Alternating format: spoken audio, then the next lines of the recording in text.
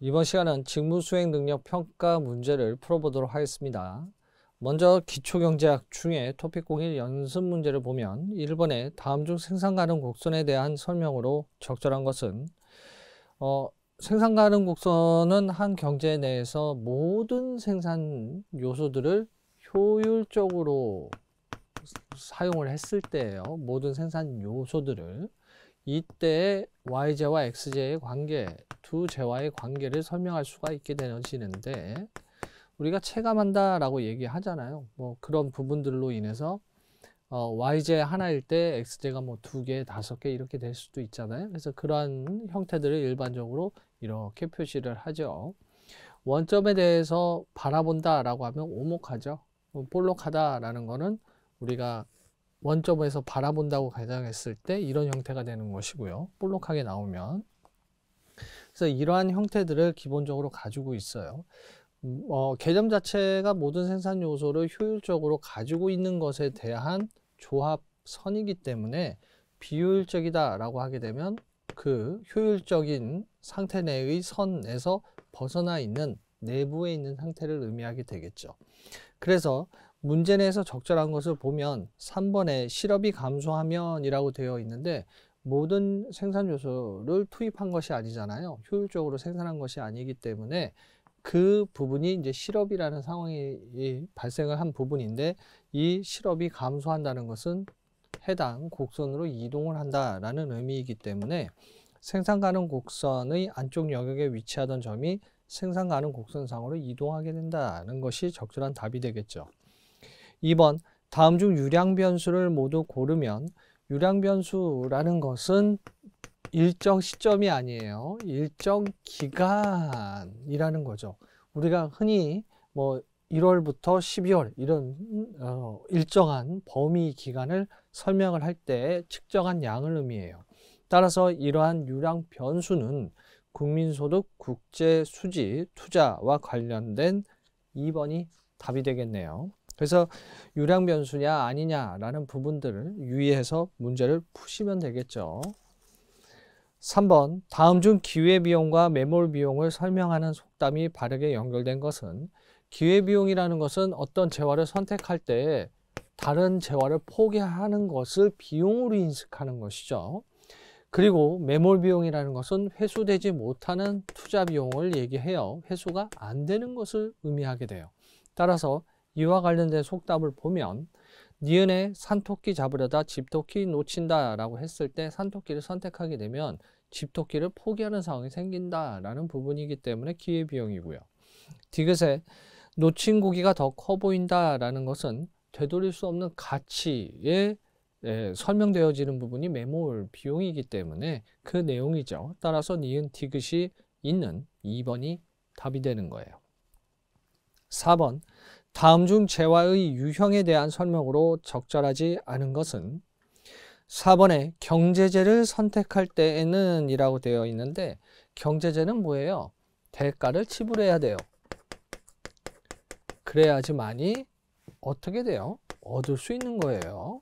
획득할 수 있는 재화를 이야기하는 것이죠. 따라서 대가를 지불할 가치가 있는 것이고, 우리는 그러한 가치의 또 다른 특성적인 요소가 바로 희소성이에요. 따라서 이러한 경제재를 선택할 때에는 매몰 비용을 고려하는 것은 아니죠. 되돌릴 수 없는 가치를 의미하는 것은 아니기 때문에 무엇을 고려하느냐 하면 기회비용을 고려하게 돼요. 이것을 선택하면 다른 것을 포기하고, 그렇다면 그러한 것이 비용이 큰가 작은가, 선택에 있어서 합리적인 것은 무엇인가 라는 부분들을 고려하게 되는 거예요. 따라서 답은 4번이고요. 그 다음 미시경제학 토픽 01 연습 문제를 보시면, 1번에 다음 중 커피의 가격이 상승하는 경우 커피의 대체제인 녹차의 수요 변화를 가장 잘 설명한 것은, 여기서 여러분들이 알아두셔야 될 것이 외생 변수와 내생 변수예요. 이론에서도 충분히 학습을 하셨을 텐데, 이 두 차이가 뭐냐면, 우리가 어떤 곡선을 산출을 하잖아요. 이때는 내생 변수에 의해서 어느 한 선의 지점을 설명해 줄 수가 있는 거예요. 모형에서 설명이 가능해요. 하지만 외생 변수는 이러한 곡선 이외의 상황 내에서 놓여졌을 때 외생 변수라고 표현을 하죠. 그래서 보면 커피 가격이 상승하는 경우 커피의 대체재라고 이야기를 하고 있어요. 그 이야기는 뭐예요?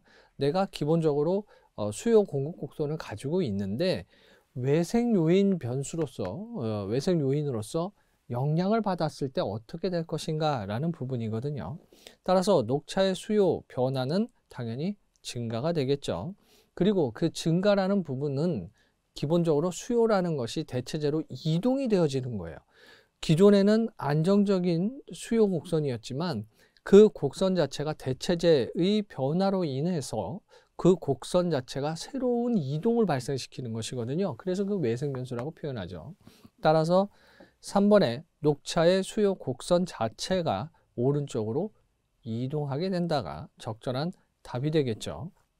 그래서 여러분들께서 기본적으로 균형이 잡혀 있는 이라고 했을 때에 수요 곡선이 있고 공급 곡선이 있잖아요. 이때 수요 곡선 자체가 외생 변수에 의해서 바로 이동이 이루어지기 때문에 그 이동을 설명한 것이다 라고 보시면 돼요. 2번, 다음 중 A기업에서 생산되는 X제화에 대한 소비자들의 수요의 가격 탄력성이 탄력적인 경우에요. 이때 X제화의 가격이 인하되었을 때 A기업의 X제화에 대한 총수입의 변화를 바르게 설명한 것은 가격 탄력성이 크다라는 것은 심리학적으로는 이제 민감하다라고 볼 수가 있고요. 이에 따라서 가격이 인하하게 되면 그 X제화에 대한 총수입은 가격 인하분보다는 더 큰 폭으로 발생할 수 있게 되겠죠. 따라서 이에 대한 적절한 설명은 1번이 답이 되겠네요. 3번, X제에 대한 수요의 소득 탄력성은 마이너스 1이고 라고 되어 있는데 소득이 발생을 하고 소득이 증가해요. 그런데 그에 따라서 탄력성이 뭐의 값을 가져요? 음의 값을 가져요. 그 얘기는 뭐예요? 내가 선택을 안 하겠다는 의미고 그 재화의 경제학적 용어로는 열등제구나 라는 것을 알 수가 있어요. 따라서 X제는 열등제이고 X제 수요의 Y제 가격에 대한 교차 탄력성은 마이너스 2일 때라고 되어 있는데 교차 탄력성이 플러스면 대체제이고 음수면 보완제잖아요. 따라서 마이너스 2는 보완제의 설명을 가져요.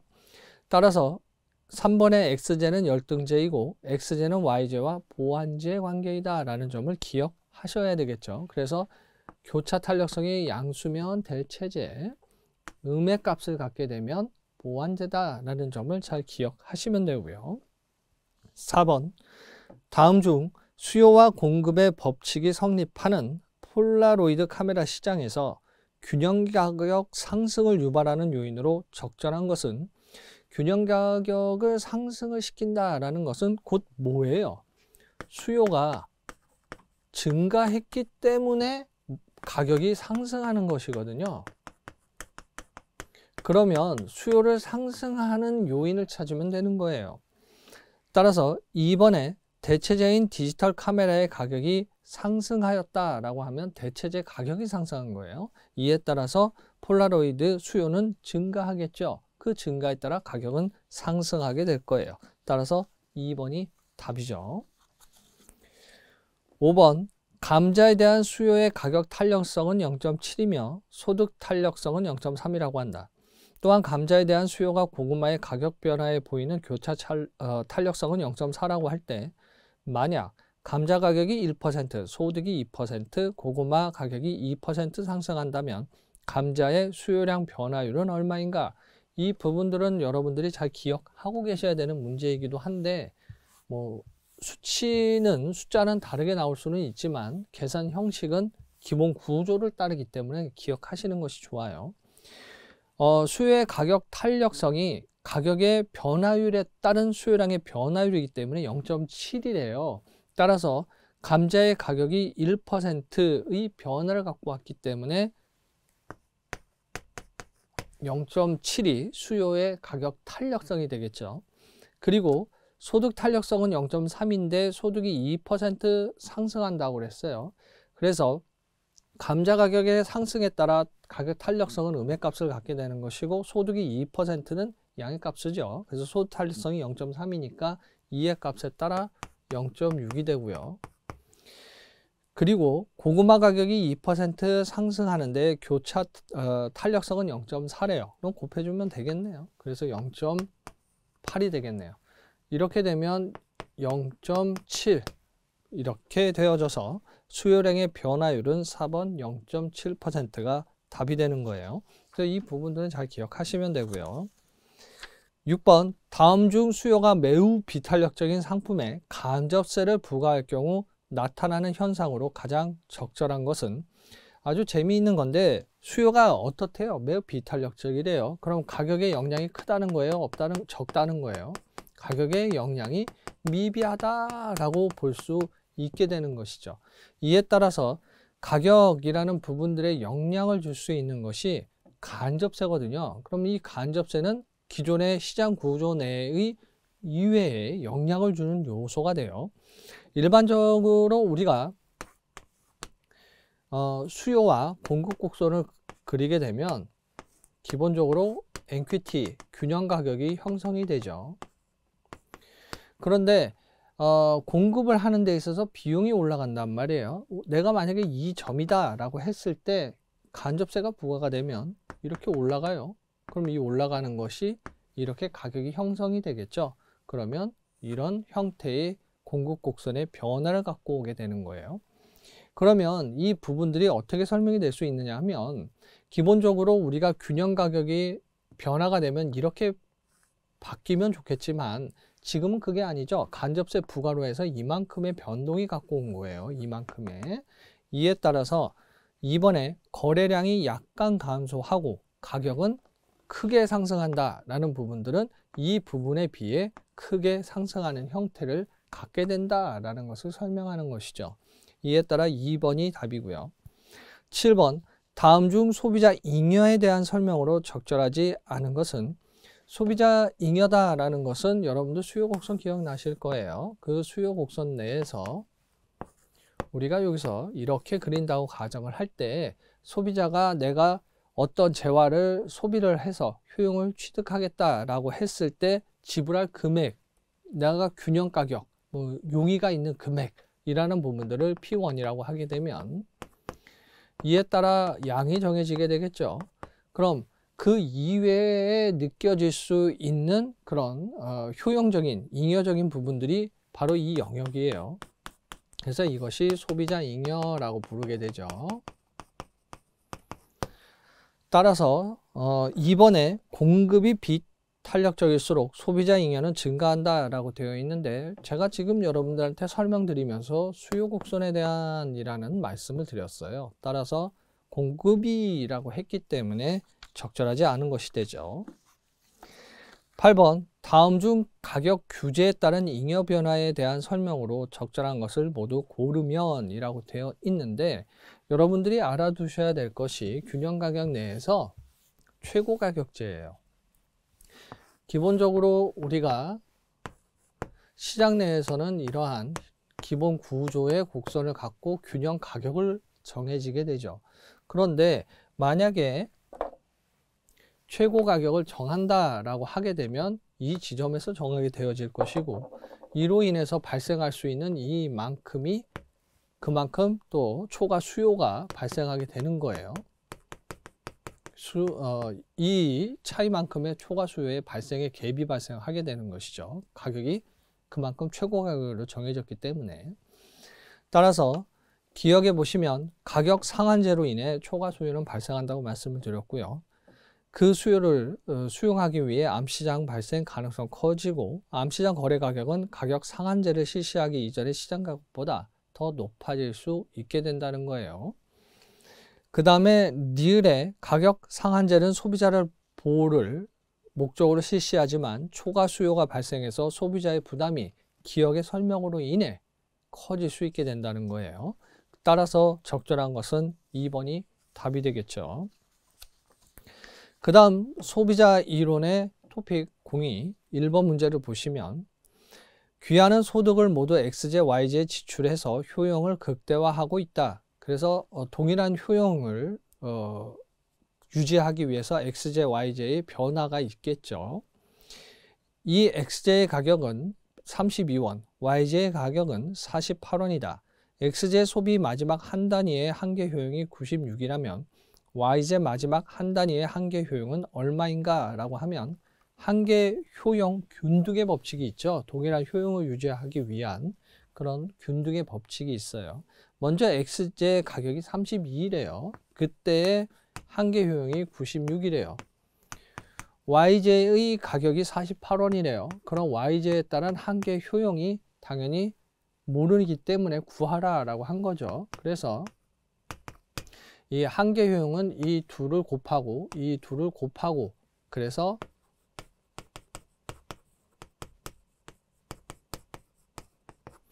요걸로 나눠주면 돼요. 이렇게 해 주었을 때 나올 수 있는 값은 144, 3번이 답이 되는 거예요. 2번, 다음 중 소비자의 선호 체계에 대한 설명으로 적절한 것은 4번에 무차별 곡선이 원점에 대해 볼록함은 한계 대체율의 체감을 의미한다 라고 되어 있는데 효용 함수라는 것은 기본적으로 내가 동일한 효용을 유지하고 싶을 때, 유지하고자 할 때 이 전제를 가지고 XJ와 YJ가 있다라고 하게 되면 1대1로 이상적으로 조합이 될 수도 있겠습니다만 기본적으로 YJ의 어떤 재화는 XJ의 둘, 셋, 넷 이렇게 변화가 일어날 수가 있어요. 이에 따라 원점에 대해서 바라볼 때 볼록한 형태를 취하는 것이 일반적이죠. 따라서 종전의 효용 수준을 유지하기 위해 YJ를 덜 소비하게 된다고 가정하면 XJ는 더 소비하게 되겠죠. 증가분이 나오게 되는데 그 관계를 한계 대체율이라고 해요.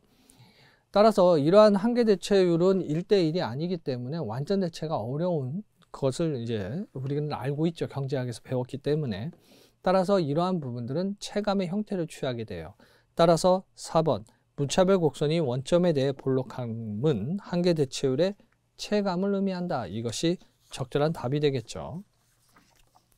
3번 100원짜리 동전과 500원짜리 동전에 대한 소비자의 선호를 무차별 곡선으로 나타내면 어떠한 형태를 갖는가 라고 되어 있는데 이거 아주 재미있는 문제예요. 동전과 동전끼리의 뭐예요? 교환이죠. 그 교환의 비율이 뭐예요? 5대1이에요. 즉 내가 무언가를 5를 가졌을 때 상대방 측은 1만 있으면 된다는 거예요. 따라서 이 비율로서의 곡선이 만들어질 것이고 예를 들어서 여기가 5면 여기는 1 이런 식으로의 값을 갖겠죠. 그 비율에 따라서 형성될 수 있는 선이 우리가 완전 대체할 수 있는 선을 구할 수 있게 돼요. 무차별 선을. 이에 따라서 기본적으로 우하향하는 직선을 갖게 되는 것이죠. 따라서 답은 3번이 되는 거예요. 4번 소득이 증가할수록 유기농 채소의 소비는 늘어나는 반면 수입산 채소의 소비는 줄어든다고 한다. 그러면 소득이 늘어났대요. 소득이 늘어났는데 소비가 늘어나면 정상제죠. 재화의 입장에서는 정상제다라고 볼 수가 있어요. 하지만 줄어드는 입장에서는 열등제다라고 볼 수 있게 되겠죠. 따라서 소득이 증가한다고 해서 수입산 채소의 소비가 늘어난다고 할 수는 없어요. 2번에 보시면 소득이 증가할 때 수입산 채소의 가격은 하락하고 수입산 채소의 소비량은 증가한다 라고 되어 있는데 당연히 옳지 않겠죠. 그 다음 생산자 이론 토픽 3의 1번 문제. 다음 중 생산자의 단기 생산 활동에 대한 설명으로 적절한 것을 보기에서 모두 고르면 기억에 가변 요소 투입량이 증가하면 이라고 되어 있는데 우리가 이러한 부분들을 기본적으로 노동이라고 보고 있죠. 여러분들께서 토지가 있어요. 100이라는 토지에서 생산물을 수확을 하는데 한 명보다 두 명보다 세 명이 더 많은 수확을 하겠죠. 그런데 인원이 늘어나면 늘어날수록 일정 시점부터는 수확량이 노동의 투입보다 적은 상황이 생기고 나중에는 마이너스의 상황이 생길 수도 있어요. 다시 말해 체감되어진다라는 부분이죠. 경제학적 용어로는. 따라서 가변 요소의 투입량이 증가하면 평균 생산물은 증가하다가 감소하는 상황을 보여주고요. 또한 디귿에 보시면 수학 체감의 법칙은 한계 생산물이 감소하는 구간에서 성립한다라고 되어 있는데, 말씀드렸다시피 기본적으로 생산이 있고 그 생산에 노동 단위를 투입을 했을 때 처음엔 상승을 하겠죠. 그러다가 떨어지게 될 거예요. 이 부분들을 의미하게 되는 것이기 때문에 기역과 디귿이 있는 1번이 답이 되는 거예요. 2번, 다음 중 수학 체감의 법칙이 적용되고 있는 생산 활동에서 가변 생산 요소의 투입이 한 단위 더 증가했을 때 변화에 대한 설명으로 적절한 것은, 여기서 문제의 전제는 가변 생산 요소 투입이 한 단위 증가했을 때예요. 이렇게 수학 체감 법칙이 적용이 되고 그리고 한 단위 추가를 하게 되면 4번에 한계 생산물은 반드시 감소하는 특성을 보여줄 수밖에 없고요. 그렇다고 해서 평균 생산물이나 총 생산물은 그만큼 늘어나는 거죠. 일정 부분부터 줄어들겠습니다만, 따라서 평균 생산물은 증가할 수도 감소할 수도 있게 되는 거예요. 따라서 적절한 것은 4번이 답이 되겠죠. 3번, 어느 기업의 확장 경로는 원점을 지나는 직선 형태로 나타나는데 생산량 Q를 10단위씩 증가시켜 60까지 늘려감에 따라 원점에서부터 거리를 표시하면 아래 표와 같다. 원점이라는 것은 상대적인 비교를 위해서 유용하죠. 위치 설명할 때도 유용한 것이 좌표니까요. 그런데 이 원점에서부터 거리를 표시한 부분들이 나왔는데 다음 중 생산량 증가에 따른 규모에 대한 수익 변화를 바르게 설명한 것은 이라고 되어 있어요. 먼저 그 표를 보시게 되면 Q가 10일 때 거리는 5예요. 그리고 20일 때 10이니까 5의 갭이 있죠. 차이가 있어요. 그 다음 30일 때는 14래요. 그러면 4의 차이가 있고 40일 때는 16이래요. 그러면 2의 차이가 있고요. 50일 때 21이래요. 그럼 5의 차이가 발생되고 60일 때는 28이래요. 그럼 7이에요. 그럼 어떻게 돼요? 줄어들다가 증가하는 것을 알 수가 있어요. 수익 변화가. 따라서 3번에 체감하다가 체증한다, 이 설명이 적절하겠죠. 4번, 단기의 A기업의 생산 함수는 노동과 자본 함수이고 노동 투입량이 15명일 때 평균 생산량은 50개였고 1명을 더 고용하자 생산량이 47개로 감소하였다. 이때 노동 투입의 한계 생산량은 얼마인가 라고 되어 있는데 단위당 얼만큼 변화가 있는지 살펴보면 돼요. 보면 우리가 생산량을 비교를 할 때 먼저 노동 투입량이 15일 때 평균 생산량이라고 그랬기 때문에 그냥 곱해주면 돼요. 15 곱하기 50은 750이고요. 그 다음에 47개로 감소했다라고 되어 있어요. 1명을 더 고용했을 때. 그러면 16명이고 그리고 47. 이렇게 되면 752가 나오죠. 그럼 변화된 양은 얼마예요? 차감을 해주면 2가 나오게 되겠죠. 그 다음에 노동량, 투입량의 변화는 얼마예요? 한 단위, 1명을 더 고용한 것이기 때문에 한 단위죠. 따라서 노동의 변화량은 1이에요. 2에 따라서 노동 투입의 한계 생산량은 1분의 2, 따라서 2가 되겠죠. 이게 간단한 문제예요. 따라서 2번 2개가 되는 거예요. 한 단위에 따라 노동 변화량은 2니까요. 5번, A씨는 월급 250만 원을 받던 직장에서 350만 원의 월급을 제한하며 퇴직하지 말라는 제안을 거절하고 화원을 차렸다. 화원의 한 달 수입은 1,550만 원이고 가게 임대료가 300만 원, 화분과 흙 등 재료비가 한 달에 250만 원이 지출된다.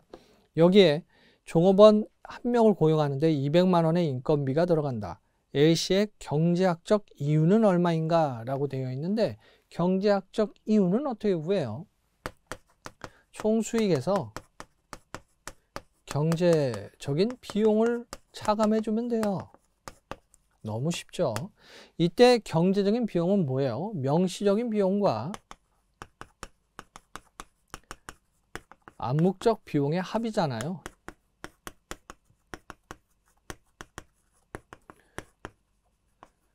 이때 명시적인 비용은 해당 문항 내 문제의 설명 내에서는 가계임대료 300만 원, 그리고 화분과 흙 등 재료비가 250만 원, 그리고 한 달에 250만 원이 지출되고 한 명을 고용하는 데는 200만 원이 인건비가 든대요. 분명히 알 수가 있는 금액이죠.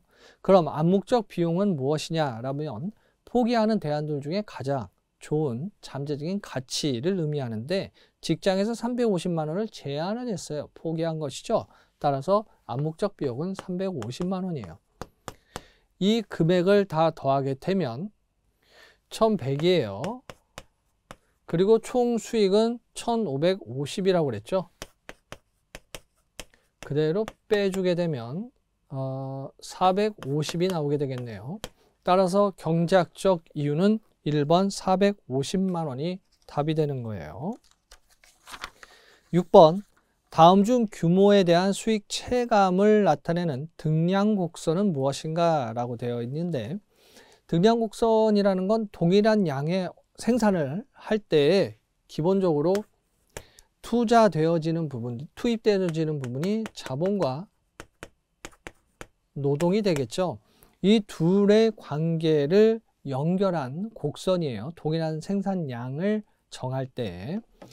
이때 생산 요소 간에는 대체가 존재하고 그 대체에 따라서 우하향의 곡선을 갖게 되겠죠. 그래서 자본과의 노동과의 관계를 설명해 줄 수 있게 돼요. 이에 따라 원점의 볼록한 형태인 등량곡선 2번이 답이 되겠죠.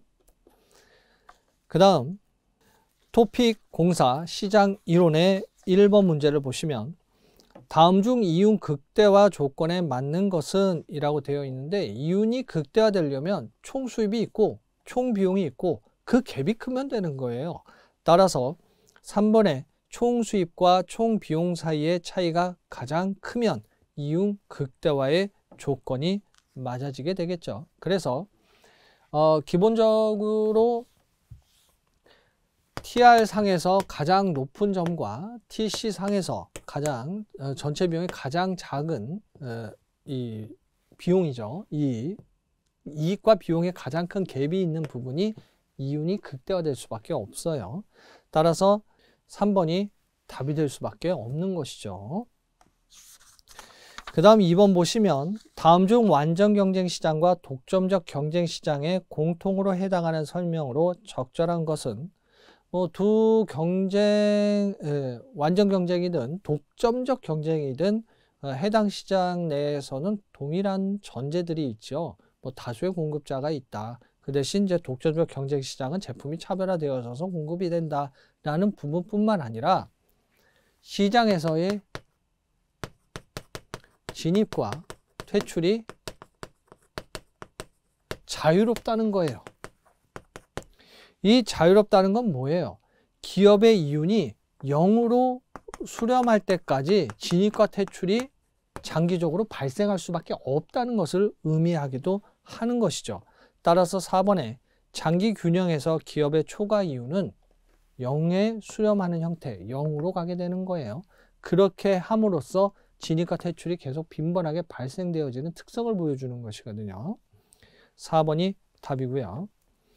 3번 다음 중 단기의 완전 경쟁 기업에 대한 설명으로 적절한 것은 4번에 시장 수요 곡선은 우하향 수용 곡선이다 라고 되어 있는데, 일반적으로 개별 개인이 가지고 있는 수요 곡선도 우하향이죠. 그래서 개별 소비자 수요 곡선을 수평합하는 부분들이 바로 시장 수요 곡선이거든요. 따라서 우하향하는 수요 곡선의 형태를 갖게 되겠죠.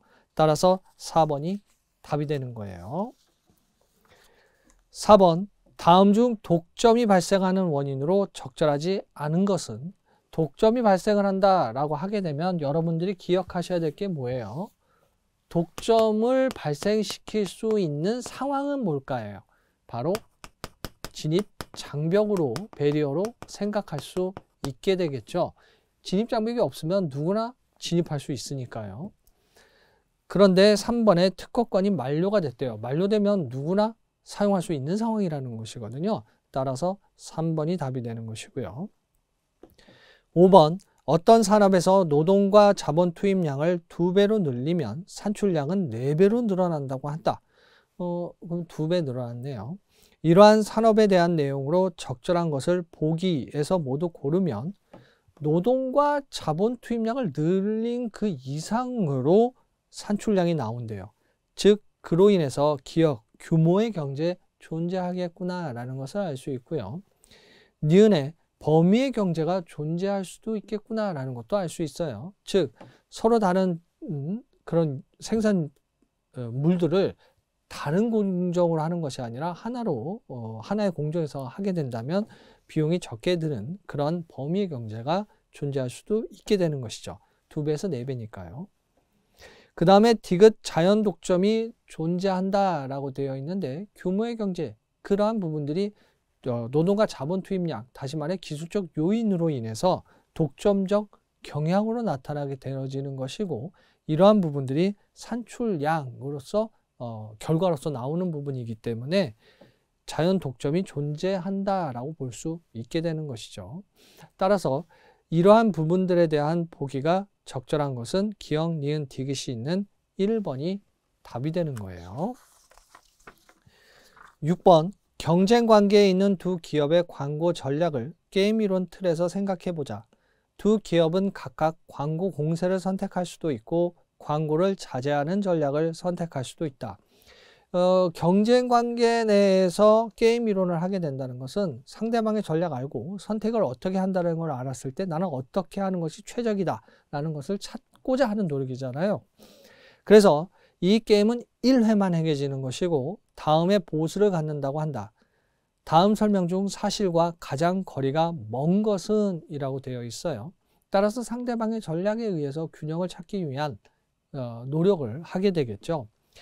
해당 박스 내에서 보면 기업 A의 입장 내에서는 기업이 B가 자제한다라고 했을 때에 자제할 것인가 공세할 것인가를 선택할 수가 있게 되어지는데 공세가 크죠.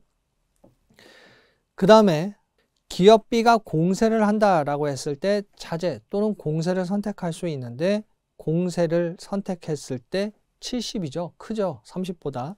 그래서 공세를 선택해요. 기업 B의 경우에 A 기업이 자제를 한다라고 했을 때 기업 B가 자제하면 80, 공세는 100이니까 공세 선택하고요. 기업 A가 공세한다라고 했을 때 기업 B는 자제하면 40, 공세하면 50이기 때문에 공세를 선택하겠죠.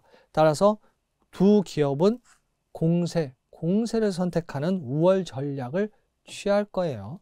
이때 4번, 이 게임의 파레토 최적 집합은 이라고 되어 있는데 자원 배분이 가장 효율적으로 나타난 상태는 내시 균형을 포함한다 라고 되어 있는데 포함할 수도 있고 포함하지 않을 수도 있는 상황이죠. 따라서 해당 내용이 4번이 가장 거리가 먼 것이 되는 거예요. 반드시 라는 부분은 아니니까요. 7번, 다음 중 가격 차별화 행위에 대한 설명으로 적절하지 않은 것은 4번에 기업이 가격 차별 행위를 실시하는 경우라고 되어 있는데 가격 차별 왜 해요? 분리되어 있는 시장이 있어요.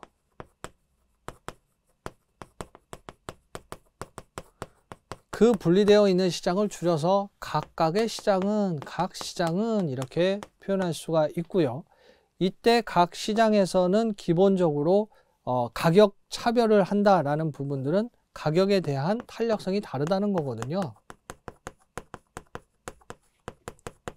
이 가격 탄력성이 다르기 때문에 각 시장에 대해서 가격 차별화를 하는 거예요. 일반적인 가격 차별화죠. 그래서 이때에는 한계 수입이 한계 비용을 초과하는 수준에서 생산량을 설정하는 것이 아니라 한계 수입이 일치하도록 설정하는 것이 가장 기본이죠. 따라서 4번에 적절하지 않은 설명이 있는 거예요. 초과 수준에서의 결정은. 그 다음 시장과 효율성 토픽 05 1번 문제를 보시면 다음 시장 실패에 관한 대화에서 말하고 있는 내용이 잘못된 사람은 누구인가 물어보고 있는데 D를 보면 그리고 공공재는 대가 없이도 사용 가능한 비경합적 특성 때문에 무임승차자 문제가 발생해서 결국 시장 실패로 이어지는 경우가 많다라고 설명을 하고 있는데 공공재는 가지고 있는 특성이 뭐예요? 경합하지 않죠. 그래서 비경합성이에요. 경합하지 않아요. 그리고 또 하나는 뭐예요? 누구도 사용하지 마라 이렇게 안 하죠. 비배제성이에요. 배제하지 않아요. 그 이야기는 뭐예요? 무임승차는 누구나 배제되지 않기 때문에 무임승차 문제가 생기는 것이지 경합하지 않기 때문에 생기는 것은 아니거든요. 이에 따라서 비배제성, 비배제적 특성 때문에 무임승차가 발생해서 시장 실패로 이어진다라고 이야기하는 것이 합리적이겠죠. 따라서 3번 D가 대화의 내용 중에 잘못된 사람이 되는 거예요. 2번 다음 중 시장 실패와 정부 실패에 대한 설명으로 적절한 것은 3번에 외부 효과는 시장 실패의 주요 원인 가운데 하나이다 라고 되어 있는데 앞서도 말씀드렸다시피 시장 실패는 시장이 자원을 효율적으로 배분하지 못해요. 그로 인해서 발생할 수 있는 상태를 의미하는 것이거든요. 근데 외부 효과다라고 하게 되면 우리가 크게 두 가지죠. 하나는 뭐예요? 긍정적 외부 효과와 부정적 외부 효과죠. 뭐 긍정적 외부 효과다라고 하면 옆에 농장에 꽃 덕분에 벌꿀이 많이 모이더라. 뭐 이런 것들은 내가 의도하지 않게 많이 모이는 부분이잖아요. 그럼 긍정적인 외부 효과예요. 또 그렇지 않으면 이제 부정적인 외부 효과가 될 텐데 이때 긍정적이든 부정적이든 효율적인 자원 배분을 설명하는 것이 아니잖아요. 이에 따라서 대가를 받거나 대가를 지불하지 않은 상태를 현상을 외부 효과라고 하기 때문에 시장 실패의 주요 원인 중 하나가 될 수 있는 거예요. 따라서 3번이 답이고요. 3번 다음 중 역선택과 관련된 내용을 보기에서 모두 고르면 이라고 되어 있는데 우리 그 정보화 사회 경영에서 기본적으로 배우는 내용 중에 정보화 사회라고 해서 유의해야 될 부분이 뭐예요? 비대칭이죠. 정보의 비대칭성이에요. 나는 알고 너는 모르면 나한테 유리한 것으로 얻으려고 하잖아요. 예를 들어서 보험을 가입하는데 보험자, 다시 말해 보험회사는 보험 가입하는 사람의 이 건강 상태를 사실대로 이야기하는지 그렇지 않은지는 정확히 모른단 말이에요. 관련 서류로서 증빙하기 때문에 비대칭이라는 부분들로서 내가 원하지 않은 선택을 할 수 있단 말이에요. 그게 역선택이죠. 따라서 니은에 건강이 좋지 않은 사람이 민간 의료보험에 더 많이 가입하는 역선택을 발생시킬 수 있고요. 니은에 사고의 위험이 높은 사람이 상해보험에 가입하는 상황도 생길 수 있게 되는 거예요. 따라서 니은, 니을이 있는 4번이 답이 되는 것이죠. 마지막 4번 문제 보시면 다음 사례에 나타난 현상에 대한 설명으로 적절하지 않은 것은 A국은 해산물에 대한 급격한 수요 증가로 어획량이 급증하였다. 이 때문에 주인이 없는 공해상에서의 어업 활동이 급증하였고 뭐 공해상에서 이렇게 어업이 급증하였다라는 것은 누구나 할 수 있기 때문에 증가가 됐고요. 심지어는 취업까지 잡아들이는 일도 빈번하게 일어났다. 이러한 행위는 해산물에 대한 수요 증가와 맞물려 계속되었고 그 결과 공해상의 물고기 수가 현격히 줄어들었다. 이러한 부분들은 내가 어획을 할 수 있는데 그 어획하는 부분들을 그 지역 내에서 내가 먼저 하면 다른 사람은 못하죠. 이에 따라서 경합성이 있어요. 그리고 무엇이 없는 거예요? 나 여기 하지만 너는 올 필요 없어. 이 지역에 오지 마. 라고 하지는 않죠. 그래서 비배제성이에요.